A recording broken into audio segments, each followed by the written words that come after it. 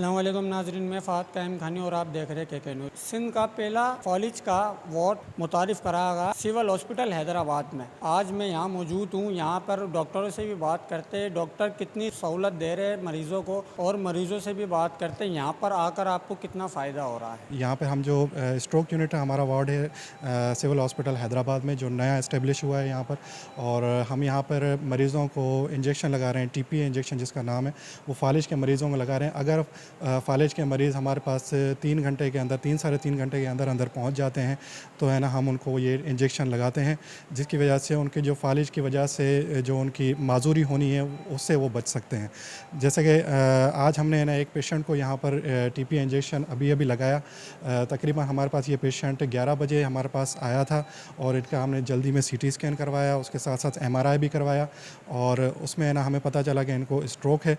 तो है ना इसको उनको हमने ना आईवी टीपीए लगवाया। अभी इस 1 बजे टीपीए लगवाया था और 2:30 बजे तकरीबन टीपीए ख़त्म हुआ इनका।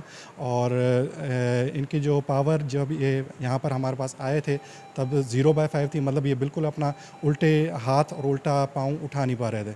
और टीपीए लगने के बाद, इंजेक्शन लगने के बाद अभी ये अपना बिल्कुल हाथ पाँव उठा पा रहे हैं। तो ये काफ़ी मुफीद है ये चीज़ें। और ये अवेयरनेस के लिए भी है कि ना जो पेशेंट्स हैं हमारे हैदराबाद के करीब में, जो पेशेंट्स हैं हैदराबाद के गिरदोनवा में जो पेशेंट्स हैं, अगर उनको फालिज का अटैक होता है और वो 3 साढ़े 3 घंटे में हमारे पास यहाँ पे आ जाते हैं, तो हम है ना उनको ये इंजेक्शन बिल्कुल फ्री ऑफ कॉस्ट लगा के है ना हम उनको, पेशेंट को ठीक कर सकते हैं।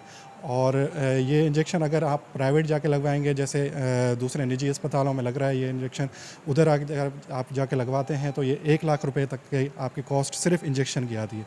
उसके बाद जो दूसरी चीज़ें होती हैं वो अलग हैं। तो ये काफ़ी मुफीद है, और यहाँ पे हमारे पास जो ये इंजेक्शन है बिल्कुल फ्री लग रहा है।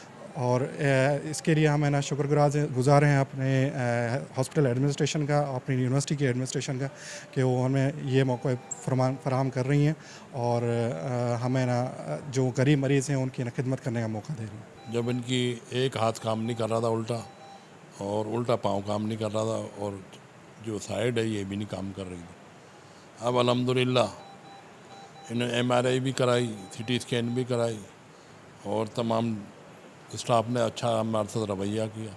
अब अल्हम्दुलिल्लाह 1 बजे इनको इंजेक्शन दिया था, अब ये माशाल्लाह बिल्कुल सेट है। हमारी तो गुंजाइश भी नहीं थी, बाहर से परचेज़ करने की गुंजाइश ही नहीं थी।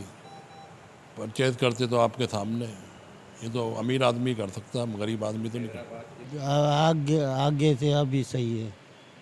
आगे दर्द, ये आँखों में वजन पड़ता है ना, अभी नहीं पड़ रहा है, अभी 8 ना फराद है। यहाँ पे बहुत सहूलियत है, और हमें आज तीसरा दिन है। माशाल्लाह से हमारा पेशेंट बहुत अच्छा है।